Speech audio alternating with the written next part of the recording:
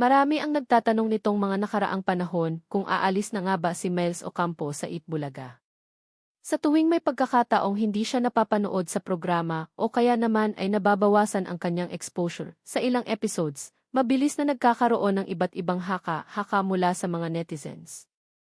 May ilan na agad nag-aakala na baka may balak na siyang umalis, habang ang iba naman ay nagtataka kung may iba ba siyang proyektong pinagkakaabalahan.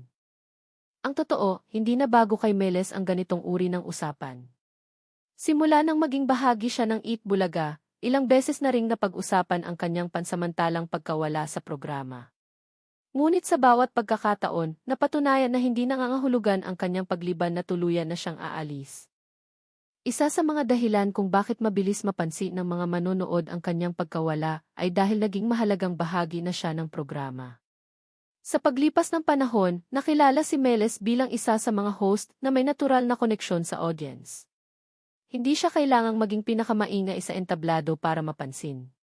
Sapat na ang kanyang natural na personalidad at pagiging relatable upang makuha ang simpatya ng mga manonood.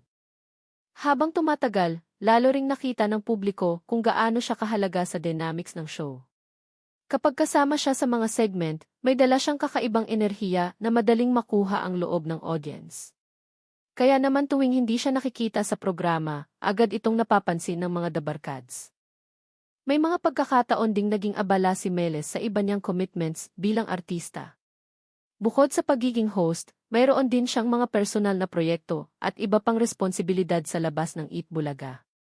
Normal lamang sa industriya ng entertainment na magkaroon ng balancing act sa pagitan ng iba't ibang trabaho at oportunidad. Isa rin sa mga dahilan kung bakit mas naging malapit siya sa puso ng mga manonood ay ang kanyang pinagdaanang personal na pagsubok sa kalusugan noong mga nakaraang taon. Marami ang humanga sa kanyang katatagan at determinasyon na bumalik sa trabaho matapos ang mahirap na yugto ng kanyang buhay. Dahil dito, mas lumalim ang suporta at pagmamahal ng kanyang mga tagahanga. Sa kasalukuyan, wala namang malinaw na indikasyon na tuluyan ng aalis si Miles sa Eat Bulaga. Sa halip, patuloy pa rin siyang kinikilala bilang isa sa mga mahalagang personalidad ng programa.